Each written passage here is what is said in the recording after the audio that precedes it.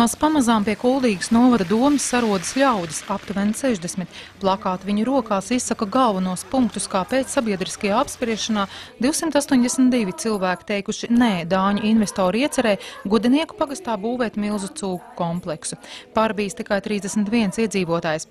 Lai arī Kuldīgas novada domas attīstības komiteja jau 11. februārī nolēma neatbalstīt fermas būvniecību, piketētāji atzina, ka vēlas šai problēmai pievērst visas Latvijas uzmanību. Es būtu laikam arī šeit un tad, ja tas būtu Skrundā, ja tas būtu Raņķos vai kaut kur vēl citur, tā ir mūsu zemīte. Sākotnēji saņemot Sielata agro kompleksa būvniecības ieceri, Kuldīgas novada pašvaldība priecājusies, ka izdosies piesaistīt investīcijas, bet būvas prezentācijas laikā janvārī, uzklausot iedzīvotāju pētījumu rezultātus un iedziļinoties līdzīgu kompleksu problēmās Latvijā un citās Eiropas valstīs, deputāti domas mainījušās. Zinām, gandarījumu deva par to darba apjomu, ko mēs esam izdarījuši, savācot materiālus par šādu industriju, jo Latvijā lēmumu pieņēmēji ir ļoti neinformēti par šādām industrijām.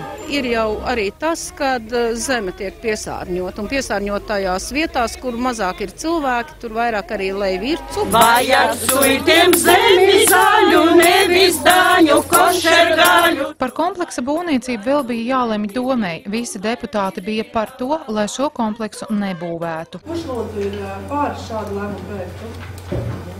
Ja šajā gadījumā vienīgais ieguvums varbūt ir dažas darba vietas, ko mēs iegūstam šajā projektā, bet zaudējam mēs vidi tīro, vidi kļūst netīra. Ja Dānijā 70 gadus pēc šāda cūku kompleksa tiek atvesļota augsne. Sielata agro pārstāvju uz Kuldīgas novada domas sēdi nebija ieradušies, bet tā pārstāvis Aivars Kaimiņš telefonsarunā sacīja, ka tiesā prasību lēmumu pārskatīt nesniegšot. Kuldīgas novadā uzņēmums vairs nemēģinās īstenot savu ieceri, bet to piedāvās citiem novadiem un turpināšot strādāt. Ieva Benefelda, Lants Perševits, Skrundas televīzija.